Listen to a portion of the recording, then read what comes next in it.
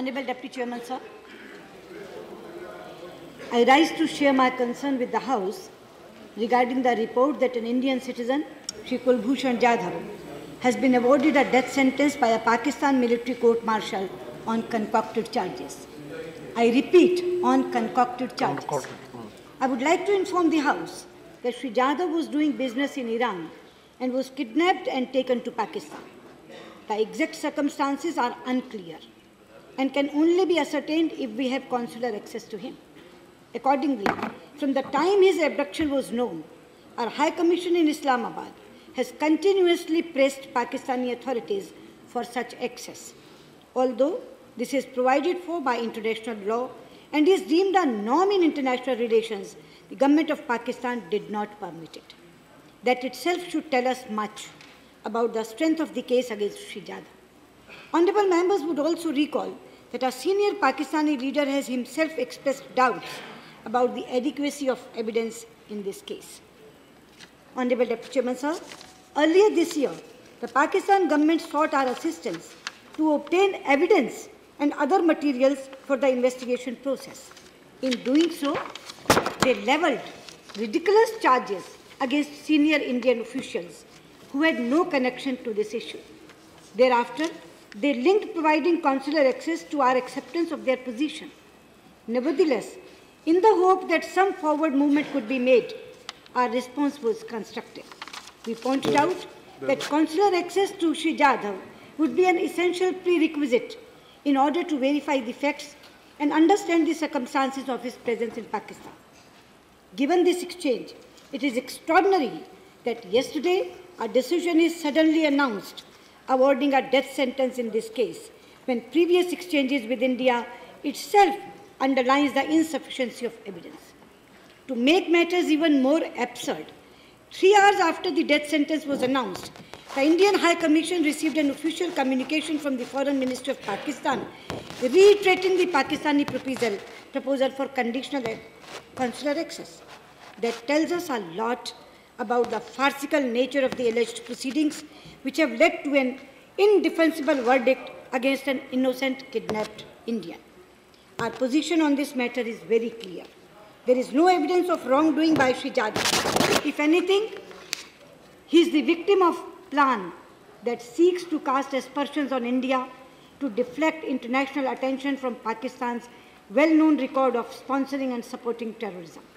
Under these circumstances, we have no choice but to regard this sentence, if carried out, as an act of premeditated murder. Deputy Chairman, sir, yesterday, Foreign Secretary conveyed our position to the High Commission of Pakistan. Let me state clearly that the government and people of India would view very seriously the possibility that an innocent Indian citizen is facing death sentence in Pakistan without due process and in violation of basic norms of law, justice and international relations. I would caution the Pakistan government to consider the consequences for our bilateral relationship if they proceed on this matter. Mr. Deputy Chairman, sir, I would also like to tell the House that I have been in touch with the parents of Shri Jadhav and we are extending our fullest support to them in this difficult situation. A strong sense of solidarity expressed by the House will give them more courage and strength. The House is entirely one with the government on whatever steps you take in the morning. There was this, yes, yeah, please, LOP. या LOP sir से एक second में पूछना चाहूँगा। I'm sorry मैं late हुआ, वरना मैं आज सुबह उठाने वाला था, लेकिन हमारे सभी साथियों ने उठाया इस मुद्दे को। सर, ये पूरे देश, सरकार और विपक्ष का नहीं है, पूरे भारत का मसला है कि कुलभूषण जाधव जी को जिस तरह से एक सोची समझी स्कीम के तहत इसमें फंसाया गया है, हिंदुस्तान को नीचे दिखाने के लिए और पूरी दुनिया में हमारी छवि को खराब करने के लिए। जो काम पाकिस्तान खुद करता है हमारे देश में, वही इल्जाम हमारे पर लगाने का प्रयास कर रहे हैं। अब जो वहां की फौज ने किया वो तो किया है, लेकिन इसके बाद 2 और मरहले हैं।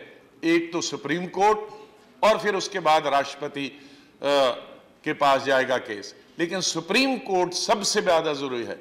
तो क्या हमारी सरकार उसमें पूरी मदद करे कि ऐसे वकील उसके पास हों जो सुप्रीम कोर्ट में उसकी, वहां की सुप्रीम कोर्ट में उसकी पूरी मदद करें।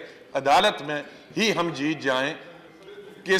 तो मैं अपील करूंगा अपोजिशन की तरफ से, अपनी पार्टी की तरफ से, कि हमारे वकील इतने मजबूत होने चाहिए कि उनका पानी का पानी और दूध का दूध साफ हो।